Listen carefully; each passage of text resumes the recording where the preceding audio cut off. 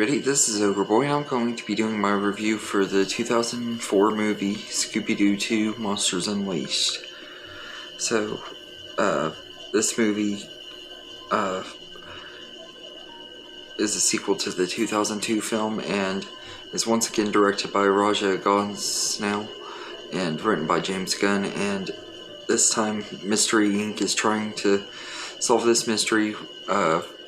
This mysterious masked figure has brought to life a bunch of their previous monsters and brought them to life as real monsters, and so Mystery Inc. is trying to save Coolsville and stop these monsters from terrorizing it, and solve the mystery and clear their names because the media has been making them look bad. This is a really good movie. It's one that I used to not like very much because of how much I liked the first one. I used to not really care for this one as much, but I've kind of found a new love for it in recent years, especially after rewatching all of the old Scooby-Doo cartoons, because this one has so many references to those cartoons and stuff, and feels more like a real natural Scooby-Doo movie than the 2002 version, which that's one thing I do kind of like about this one.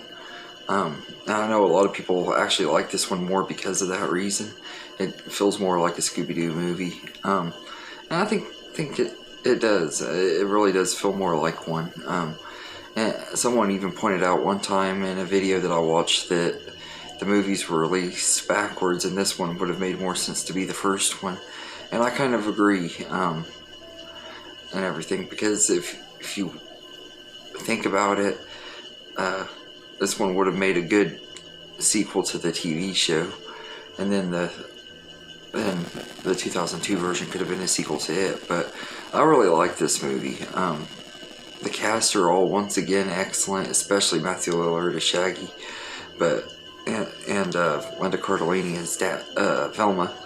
Both of them are excellent, but Freddie Prinze Jr. and Sarah Michelle Gellar are once again good as Fred and Daphne as well. And I like the new additions to the cast. You got Alicia Silverstone as Heather Jesper Howe, this reporter who is trying to make Mystery Inc. look bad and stuff, and she's pretty good in the little bit of scenes we get with her. She's not in it a whole lot, but she's still got quite a big role in here because she is the reason why Coolsville is starting to turn against Mystery Inc. and everything. Then you have Seth Green, who plays this love interest to Velma, and he's alright too. They could have took the whole subplot of him being her love interest and stuff out of the movie, and it would have still been a fine enough movie and everything, but it was still cool getting to see him in here. Seth Green is a pretty likable actor, so I didn't really mind him being in it. And then you got Peter Boyle is Old Man Winkle's original night ghost, which I thought was really cool that they brought him in here and everything. And like I said, it was really cool getting to see all these ghosts in live action form and stuff. Even if they didn't really do a lot, it was still cool getting to see them. Especially probably my favorite out of all the ghosts in the movie is probably the zombie one, just because he looks so cool, and it's such an iconic the zombie is one of the iconic Scooby-Doo villains, so getting to see him as in live action form was pretty cool. And there are some things about the movie I don't like. Some of the humor doesn't land. It's mostly the fart jokes that don't land. There's like 3 or 4 fart jokes that just are not very funny. They didn't really need to be in there. They're just in there to please the kids, I guess. I don't know. But I like the story, and I love the chemistry between this cast.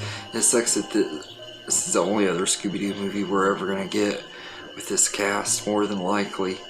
But I think it's a really entertaining movie for the most part. I really enjoy it. Like I said, my biggest complaints are with some of the humor, and it is a little bit slow at times. It does kind of slow down a little bit in the middle, but not bad enough to ruin the movie.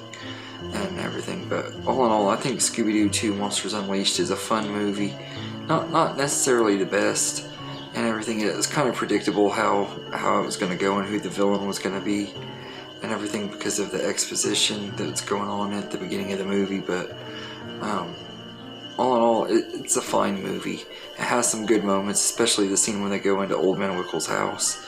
That scene is a lot of fun, and the big showdown with the monsters at the end is a lot of fun too. So it's a fun movie. It's not a perfect one, but it's far from a terrible movie, and it's one that has grown on me a lot in recent years. So I used to say I'd probably give it a 6.5 or 7 out of 10, but and due to my newfound love for it, I'm gonna say I'd give it an 8 out of 10 because I really enjoyed it and find it to be a really fun movie. I don't like it quite as much as the first one, but I still think it's a fun enough movie, and maybe nostalgia plays a part into that too, though. But all in all, I think Scooby-Doo 2 is a pretty good movie. So anyway, let me know in the comments what you think of Scooby-Doo 2 Monsters Unleashed, and I hope you enjoyed this video, and have a good day, everybody.